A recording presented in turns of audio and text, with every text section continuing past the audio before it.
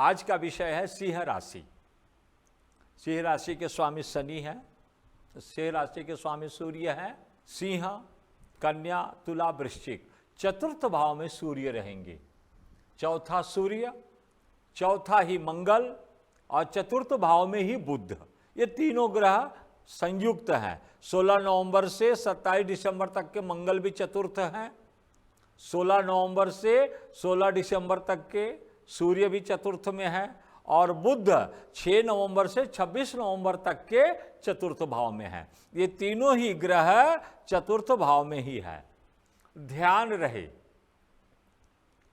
चतुर्थ ऐसे भी एक सामूहिक रूप से बोला गया है कि भाई 4, 8, 12 कोई ग्रह शुभ नहीं होते। हम जब भी कोई घर में मांगलिक कार्यक्रम करना रहा ना तो बोलते चौथा, 8वां, 12 कोई ग्रह होना नहीं। तो ये ध्यान रहे, चतुर्थ सूर्य ये आपके कहीं पर जो है आपके सम्मान को ठेस पहुंचाने वाला ग्रह माना गया है। ये आपके सम्मान को मतलब पद, प्रतिष्ठा इत्यादि को जो है ये नुकसान पहुंचाता है। चौथा सूर्य, जबकि राशि अधिपति सूर्य है, केंद्र में माने जाते हैं, लेकिन चौथे भाव में जब आ जाते हैं तो वो पद और प्रतिष्ठा के लिए घातक हो जाते हैं। और इसी तरह से मंगल का भी यही स्थिति है। मंगल भी जो है वो भयकारक हो जाता है, व्यर्थ का भय आ जाएगा। सूर्य सिंह राशि के लिए मंगल भाग्य के भी मालिक है, धर्म के अधिपति मंगल ही हैं, सुख के मालिक मंगल ही हैं, लेकिन सुख भाव में होकर के भी मंगल भय दे रहा है। तो ये गोचर के ग्रहों का, जन्म के ग्रहों का फल विस्तृत अलग होता है और गोचर में जो ग्रह चलते हैं इनके फल कथन में अंतर दिया गया, एक समान फल नहीं होते, यह ध्यान रखा जाए। जन्म के जो ग्रह और गोचर के ग्रहों में अंतर होता है। तो चतुर्थ में सूर्य, चतुर्थ में मंगल और चतुर्थ में बुध। तो चतुर्थ में बुध जो है, ये बुध धन का और लाभ का मालिक सुख में है, तो ये अपना पर्सनल फल तो देगा ही, क्योंकि ये कहता है चतुर्थ में जब बुध आ जाते हैं तो धन प्राप्ति के योग मिल जाते हैं। अब कहाँ से मिलेंगे? राज्य से मिलेंगे, पद के कारण मिलेगा, यह आपके अंदर जो कलाकारी है उसके कारण मिलेगा, या जो व्यापार है उसके, पर धन प्राप्ति होगी, क्योंकि धन का मालिक सिंह राशि के बुध है और लाभ का भी मालिक है।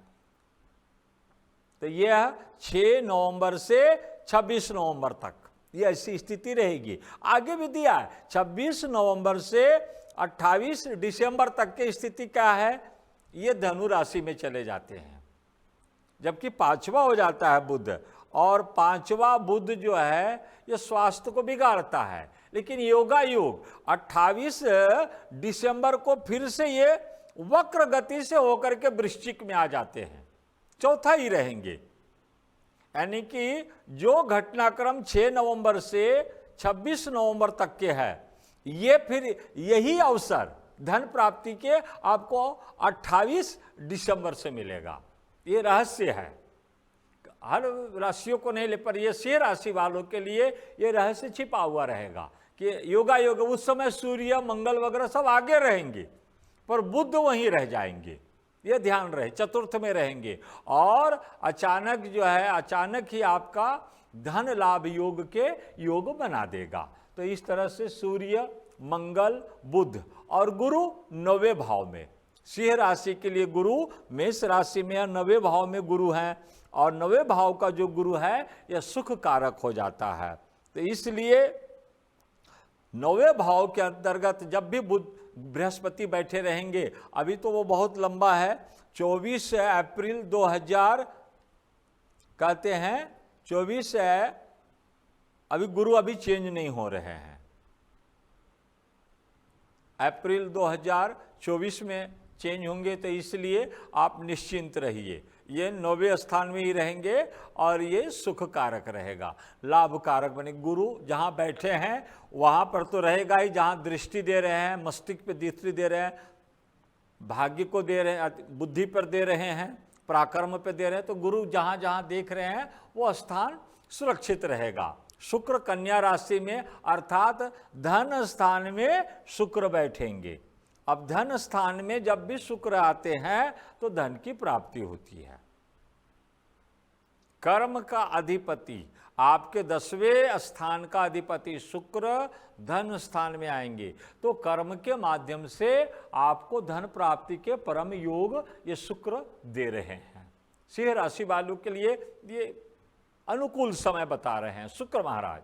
इसी तरह से शनि भी जो है वर्ष भर वो कुंभ राशि में रहेंगे तो शनि सप्तम में रहेंगे। अब 7वें घर में जो शनि है ये दूषित करता है व्यक्ति को।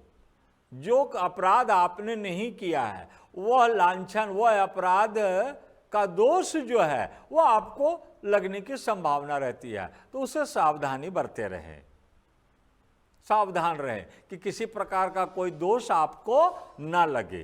ये शनि महाराज का ये कथन है। और सुख में किसी प्रकार का कोई विघ्न न आवे, ये शनि के दृष्टि का फलित रहेगा बहुत ही। इसके तो कैसा है, एक राशि का आप चाहो जितना वर्णन कर सकते हो, प्रत्येक ग्रह के सूक्ष्म रूप से वर्णन किया जाए तो अनंत है। और यहाँ पर समय अभाव के साथ साथ में सभी ग्रहों का फल कथित करना है, तो इसलिए आपके लिए इतना है कि किसी प्रकार का दोष आपके ऊपर ना आवे, यह ध्यान रहे।